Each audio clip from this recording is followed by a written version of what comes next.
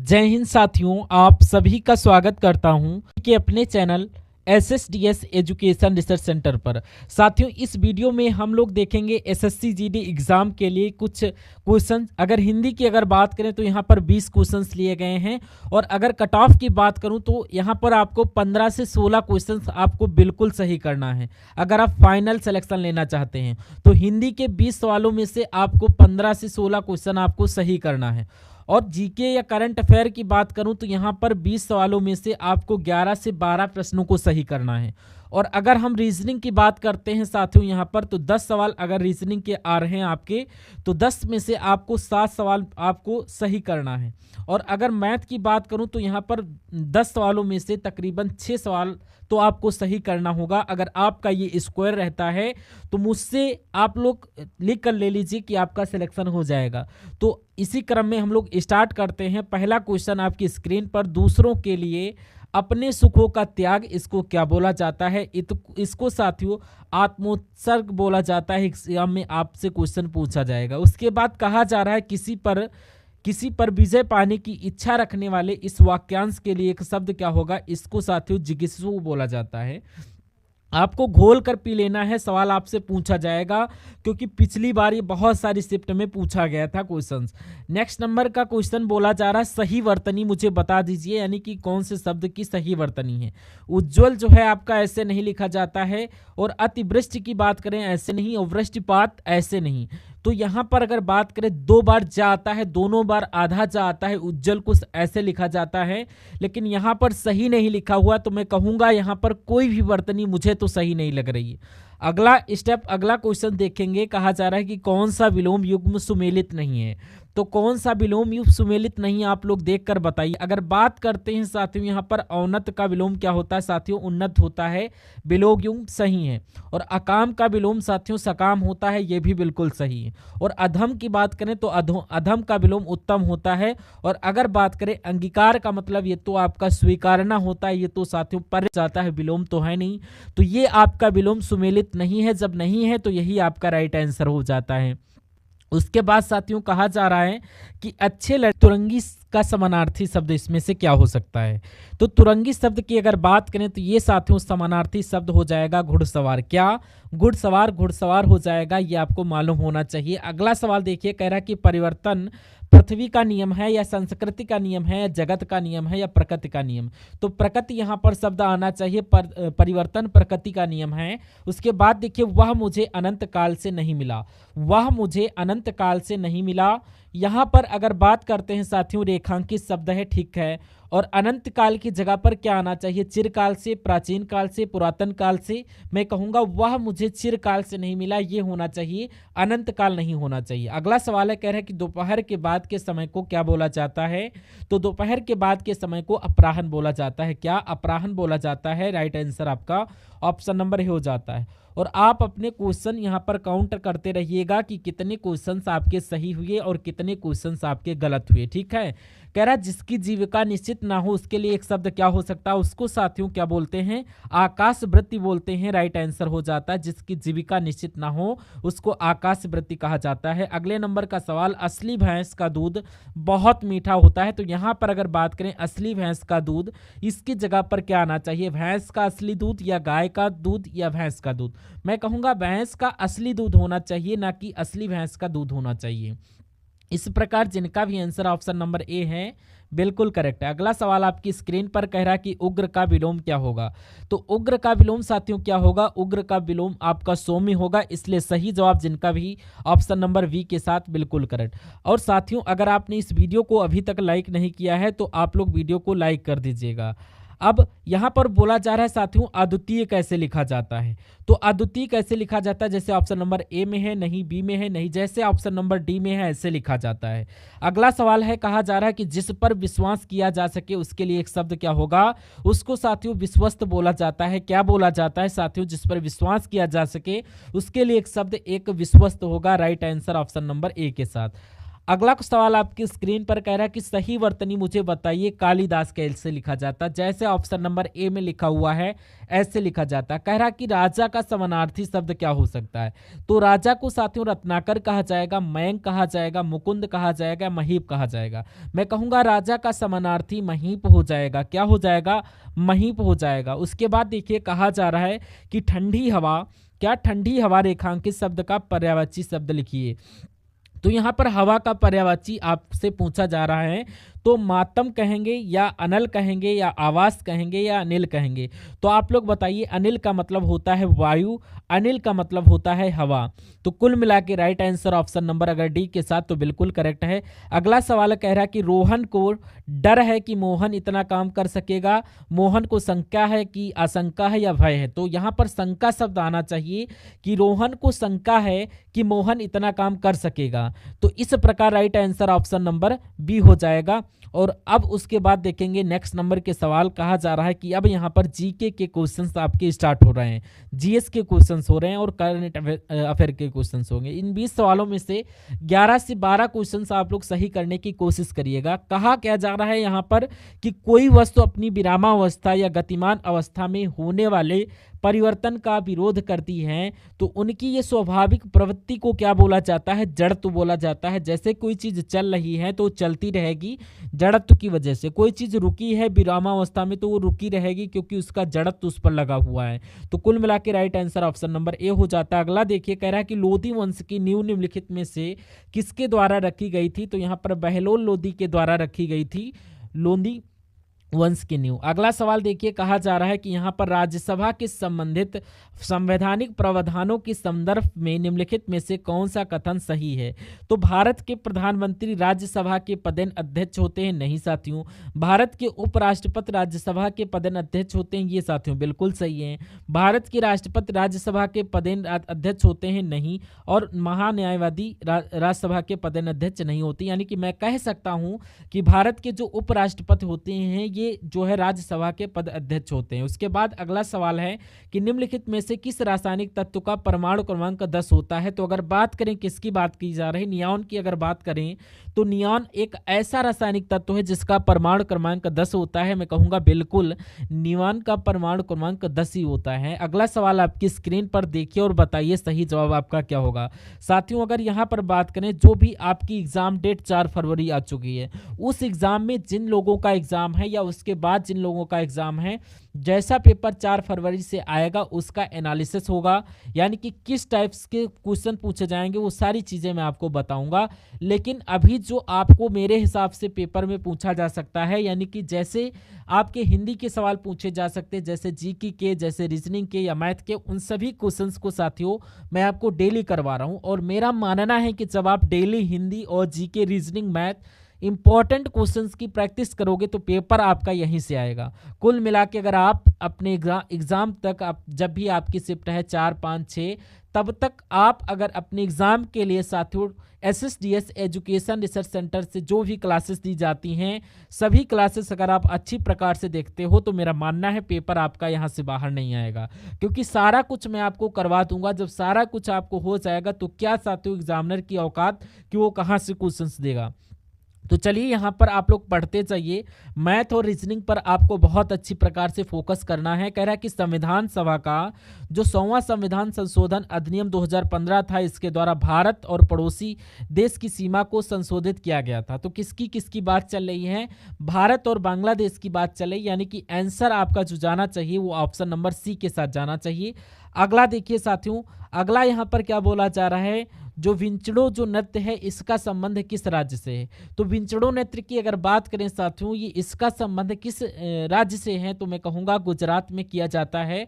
कौन सा नृत्य? विंचड़ो नृत्य, ये गुजरात का नृत्य। अगला सवाल देखिए कह रहा है कि 1925 में घटित हुआ निम्नलिखित में से कौन सा संबंधित है।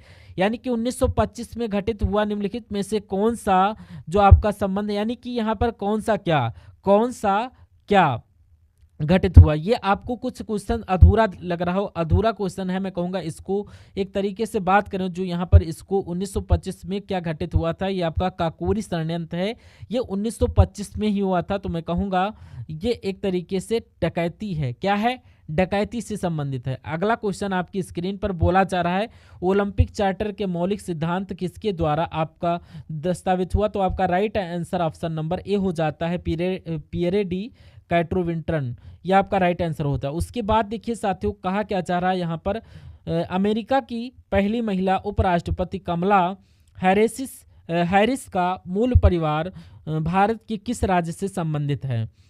तो साथियों कहाँ से संबंधित है? इनका मूल राज्य तमिलनाडु से है।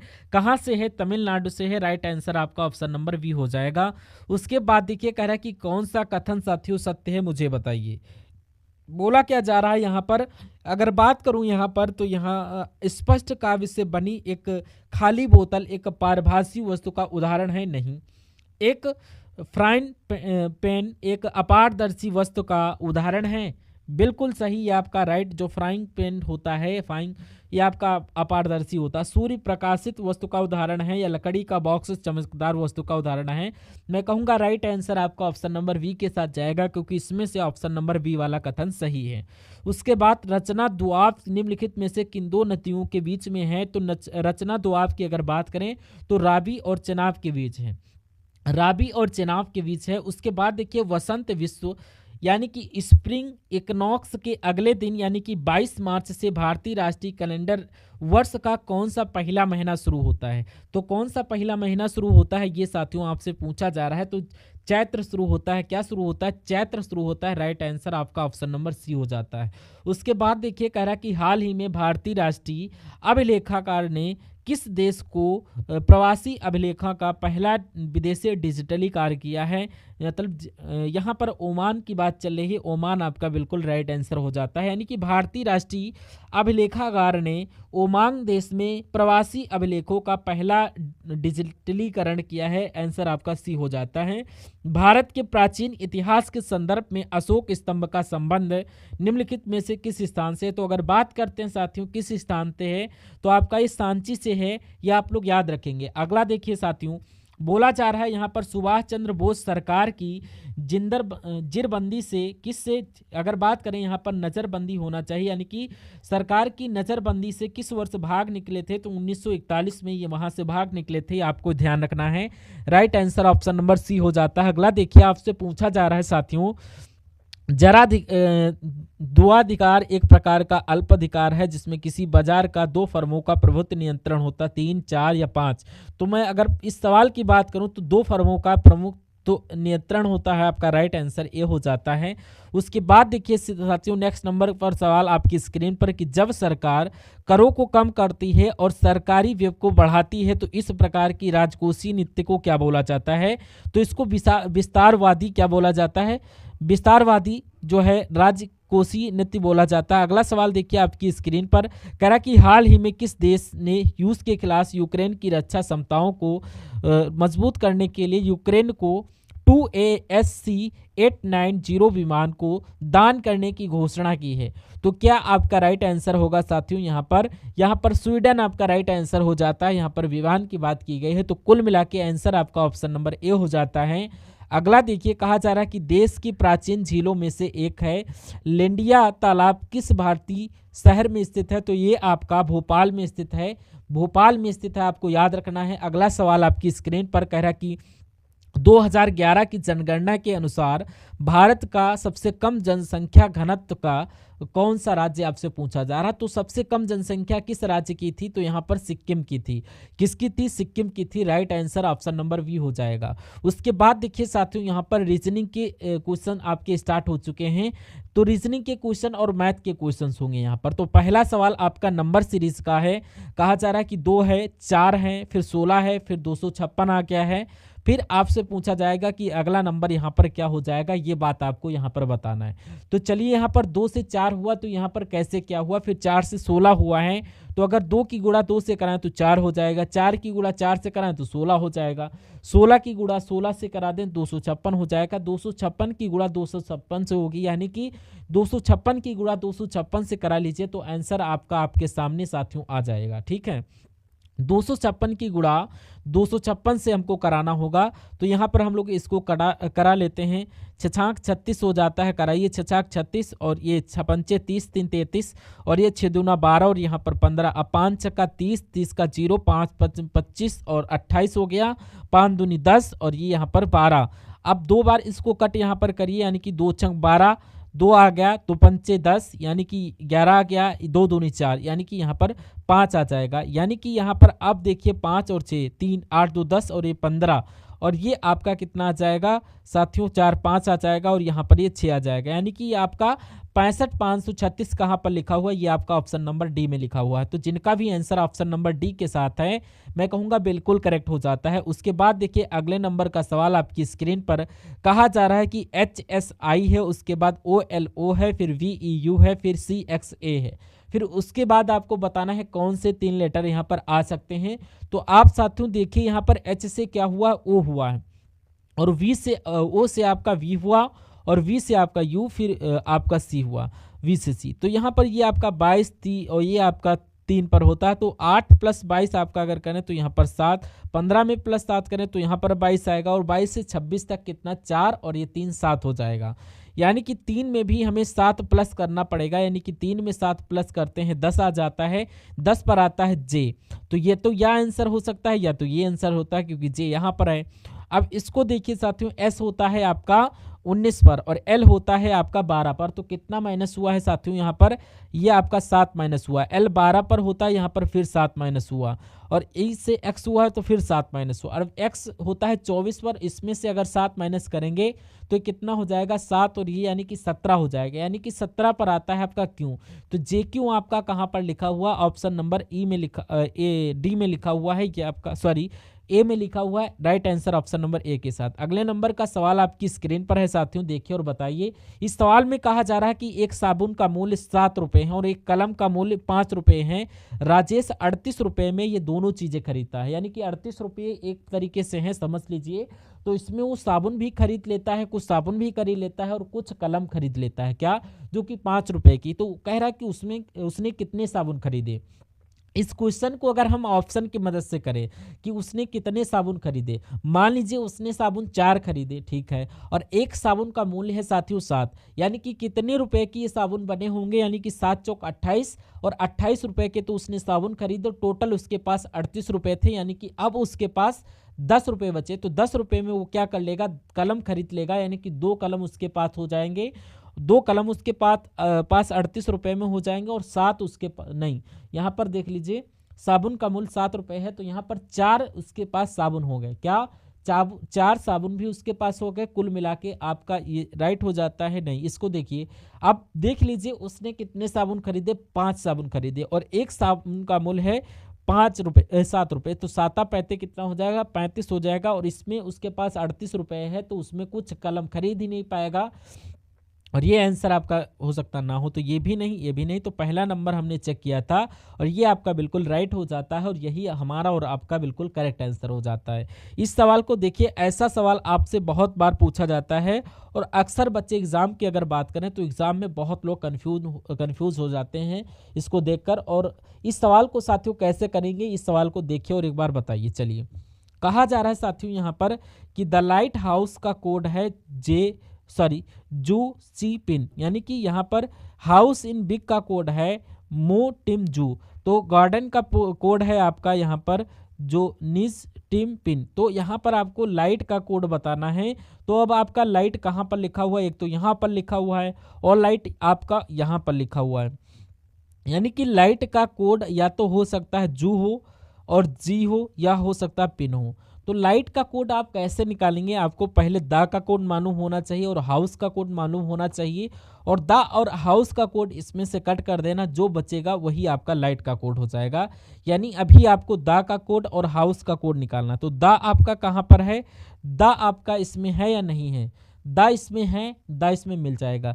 यानी कि इसमें से और इसमें से क्या सेम आपको लग रहा है, जू नहीं, टी नहीं, पिन सेम लग रहा है। तो दा का कोड क्या हो जाएगा, पिन हो जाएगा। यानी कि पिन अब हमारा आंसर नहीं हो सकता, पिन लाइट का कोड नहीं हो सकता क्योंकि ये दा का कोड है।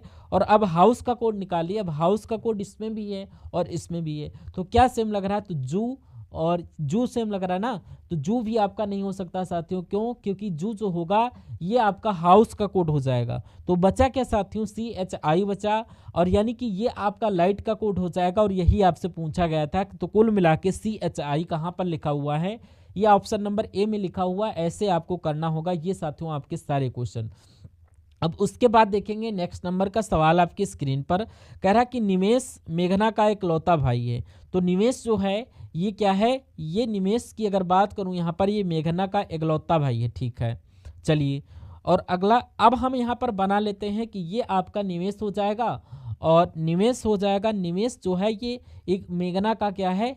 इकलौता भाई। ये मेघना आपका हो गया, इनका इकलौता भाई। अब कह रहा है कि सुरभि निवेश की बेटी है।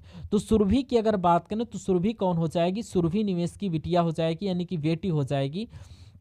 और मेघना और नेहा ये क्या है? ये आपकी क्या है? भाई नहीं है। तो एक ये हो गया, एक ये हो गया, यानी कि इनकी बहन एक और है, उनका नाम है नेहा बहन है। तो नेहा बहन है, ये तो भाई तो हो गए ना इसका, क्योंकि निवेश भाई है नेहा का और मेघना का। तो मणि कर्ण का बेटा है। तो मणि जो है ये कर्ण का बेटा, मुझे पता है कि मणि कौन है। तो जो मेघना का जो पति है वो कौन है साथियों? वो एक तरह से देख लीजिए। अब जो है यानी कि मणि होगा या करण होगा। जो का इस्तेमाल हमेशा दूसरे वाले के लिए होता है। पहला वाला ये है, दूसरा वाला ये। तो करण जो है ये मेघना का क्या होगा? पति होगा। क्या होगा? मेघना का पति हो जाएगा। अब देखिए मणि कर्ण का बेटा, यानी कि इन दोनों का बेटा कौन हो जाएगा? मणि हो जाएगा। तो ये दोनों पति पत्नी हो जाएंगे, कर्ण और मेघना। इनका बेटा होगा मणि, और मेघना की बहन है जो है निवेश की बहन, यानी कि सुरभि। तो कह रहा है कि मणि का सुरभि से क्या संबंध है, यानी कि मणि से सुरभि का क्या संबंध है? सुरभि क्या कहेगी मणि को? तो देखिए यहाँ पर एक तरीके से ये अपने पिता की बहन का बेटा ही तो होगा। तो मैं कहूँगा कहीं ना कहूँ तो ये फुफेरा यानी भाई होगा, यानी कि जिनका भी आंसर ऑप्शन नंबर डी के साथ है, मैं कहूँगा आंसर उनका बिल्कुल करेक्ट हो जाता है। अगला सवाल देखिए आपकी स्क्रीन पर है। इस सवाल को देखिए और राइट आंसर क्या होता है बताइए। कह रहा है कि यहाँ पर कोई दिक्कत है, यहाँ पर भाग का निशान होगा। यदि निम्नांकित व्यंजन में भाग के स्थान, यानी कि भाग और यहाँ पर माइनस, भाग और माइनस के स्थानों को आपस में बदल दिया जाए और 2 और 4 के स्थानों को आपस में बदल दिया जाए, तो आपको इसको सॉल्व करना, यानी कि 426 भाग 648 इसको सॉल्व करना है। तो अब हम लोग यहाँ पर क्या कर सकते हैं? जहाँ पर भाग है, नंबर देखो 2 की जगह पर 4 और 4 की जगह पर 2। यहाँ पर 4 है तो 2, यहाँ पर 2 है तो 4, 6 का 6 रहेगा। तो 6 और 4 है यानी कि 2 आ जाएगा, 8 का 8 रहेगा। और यहाँ पर 3 1 है तो यानी लिख लीजिए, यहाँ पर 2 है तो 4 आ जाएगा। अब भाग कर दीजिए। अब भाग की जगह पर माइनस और माइनस की जगह पर भाग, तो यहाँ पर माइनस आ जाएगा भाग चिन्ह। अब आपको इसको सिर्फ कैलकुलेट करना है और आपको आंसर बता देना है क्या आपका आंसर हो सकता है। चलिए अब देखिए 328 भाग 314, तो 314 का डबल क्या? 300 300 600 और 14 दूना 28। तो मैं कहूँगा इस यहाँ पर तो सिर्फ 2 आएगा, तो 246 में से सिर्फ 2 घटेगा तो 244 बचेगा। क्या 244 ऑप्शन में है? बिल्कुल ऑप्शन में है, ऑप्शन नंबर सी वाले में है। तो यही आपका बिल्कुल करेक्ट आंसर हो जाएगा। उसके बाद देखिए कह रहा है कि CGRT को DJWA लिखा जाता है, तो XUKM को क्या लिखा जा सकता है? यहाँ पर ये आपको साथियों बताना है। अब यहाँ पर अगर हम लोग बात करें साथियों, यानी कि C3 पर होता है D हो गया, यानी कि 1 बढ़ाया गया है। G7 पर होता है J हो गया, यानी कि 3 बढ़ाया गया है, 1 बढ़ाया गया, 3 बढ़ाया गया। और R से आपका R18 पर होता है, W23 पर होता है, यानी कि 5 बढ़ाया गया। अब T से A हो गया, ये इसमें क्या बढ़ाया गया? तो ये 20 पर होता है, ये मैं कहूँगा 27 पर होता है। ये तो वैसे 1 पर होता है, लेकिन 26 के बाद 27 मान लेंगे, तो ये 7 बढ़ाया गया है, ये हमारी वजह से। तो इसमें आप लोग x के वजह से क्या आता है? y आ जाता है। u में 3 बढ़ाएंगे तो कितना आ जाएगा? 24, और 24 पर क्या आता है? x आ जाता है। k में 5 बढ़ाएंगे तो k 11 पर होता है और 16 पर p होता है। n की बात करें तो अब इसमें 7 बढ़ाएंगे, m होता है 13 पर, t आ जाएगा 20 पर। तो ये ऑप्शन साथियों कहाँ पर लिखा हुआ है? YXPT, ये आपका कहाँ पर लिखा हुआ है? ऑप्शन नंबर टी वाले में लिखा हुआ है। जिनका भी आंसर ऑप्शन नंबर टी के साथ है, मैं कहूँगा आंसर आपका बिल्कुल करेक्ट हो जाएगा। बहुत बढ़िया, वेरी गुड क्लास। अगला सवाल आपकी स्क्रीन पर कहा जा रहा है कि जैसे 132 से 502 बनाए गए हैं, वैसे ही आपको 502 बनाएगा, वैसे ही आपको बताना है कि 2364 से क्या बनाया जा सकता है। देखिए और बताइए आखिर लॉजिक इसमें क्या लगा हुआ है। ठीक है, बताइए। अब इनका अगर गैप की अगर बात करें तो यहाँ पर गैप की अगर बात करें तो गैप क्या हो सकता है, गैप तो इसमें हमारे ख्याल से 300 के आसपास निकलेगा। अगर इसमें गैप की बात करें तो ये ज़्यादा क्वेश्चन जाहिर से हो जाएंगे, लेकिन 26 ऑप्शन में नहीं है तो ये लॉजिक हमारा नहीं लग पाएगा। अब कुछ और लॉजिक की अगर बात करें तो यहाँ पर एक चीज़ देखिए, 1 3 2 टोटल मिला के 7 होता है और इनका भी योग 7 होता है, यानी कि इनका योग देखा तो 7 आया, इनका योग देखा तो 7 आया। तो ऐसे ही 2 + 3 और 5 और 5 6 11, यानी 11 4 15, इनका भी योग 15 है। तो क्या ऐसा तो नहीं कि ऐसा कोई ऑप्शन चूज करना है जिनके नंबर का योग यहाँ पर इतना आ जाए, तो यहाँ पर 7 3 10 हो जाएगा और 5 15, ये तो मिल गया 15। अब 7 4 11 और ये तो ज़्यादा हो जाएगा, नहीं हो सकता है, और ये भी ज़्यादा, मैं कहूँगा 15 वाला, यानी कि यही लॉजिक हमारा लगेगा। ऑप्शन नंबर ए आपका राइट हो जाता है, जिन लोगों का है बिल्कुल करेक्ट है। उसके बाद नेक्स्ट नंबर का सवाल आपकी स्क्रीन पर है, पूछा जा रहा है कि ए एस के बाद सी क्यों फिर ई ओ, उसके बाद आपको बताना है कि अगला नंबर साथियों क्या हो सकता है, यानी कि अगले 2 लेटर आपके यहाँ पर क्या आ सकते हैं, ये बात आपको यहाँ पर बताना है। चलिए देखिए और बताइए राइट आंसर किस ऑप्शन के साथ जाना चाहिए। यहाँ पर आपकी प्लेस वैल्यू की अगर बात करें तो ये आपको बहुत जरूरी, जैसे कि ए की बात करूँ, ए बी 2 और 3, पी 16, टी 20 पर, और ये सब आपको जेड तक मालूम होना चाहिए। अब यहाँ पर अगर बात करें, ए 1 पर होता है, एस आपके तो 19 पर होता है, सी 3 पर होता है, क्यू 17 पर होता है, ई 5 पर होता है, ओ 15 पर होता है। अब देखिए 1 से 3 हुआ, 3 से 5 हुआ, मैं कहूँगा 7 आ जाएगा, यानी कि जी। 19 से 17 हुआ, 2 घटा है, फिर 2 घटा है, 15 हुआ, फिर 2 घटेगा, एम आ जाएगा, यानी 13, तो जीएम आ जाएगा। जीएम कहाँ पर लिखा हुआ है, ऑप्शन नंबर डी में लिखा हुआ है। ये आपका क्या होगा, ये आपका बिल्कुल करेक्ट आंसर हो जाएगा भाई, बहुत बढ़िया, वेरी गुड क्लास। उसके बाद देखिए साथियों, नेक्स्ट नंबर का सवाल आपकी स्क्रीन पर है, कहा जा रहा है कि 3 से 18, 3 से 18 में साथियों जो लॉजिक लगा है वही लॉजिक बताना है आपको किस ऑप्शन में लग सकता है, वही लॉजिक आपको बताना है किस ऑप्शन में लग सकता है। चलिए तो इसमें देखिए, ऐसा तो नहीं इसकी गुणा 2 से कराई गई हो, इसकी गुणा 3 से कराई गई हो, ठीक है। तो एक ऐसा ऑप्शन निकालिए जिनमें पहले से दूसरे बनाने के लिए 2 से गुणा की गई है, और अगर हम इसकी बात करें यानी कि 7 की गुणा 2 से कर लें, 14 की गुणा 3 से कर लें, और 14 3 42, 7 दूना 14, ये यानी कि आपकी अगर बात करें 6 दूना 12, 12 3 36, इसमें भी वही लॉजिक लग रहा है, और 9 दूना 18 और 18 3 54, वही लॉजिक, 18 दूना 16, 16 16 दूना 32, 16 3 48, यानी कि इसमें लॉजिक नहीं लग रहा है। ऐसा ये नहीं शब्द आ गया, यानी कि त्रिक की संख्याओं के बीच वही संबंध नहीं है जो संबंध निम्न त्रिक की संख्याओं के बीच, यानी कि इसमें यह पूछा गया था कि जो यहाँ पर लॉजिक लगा वो किसमें नहीं लगा, तो इसमें लगा है, इसमें लगा है, इसमें लगा, लेकिन इसमें नहीं लगा है। जब नहीं लगा तो राइट आंसर आपका ऑप्शन नंबर डी हो जाता है। अगला सवाल देखिए, कह रहा है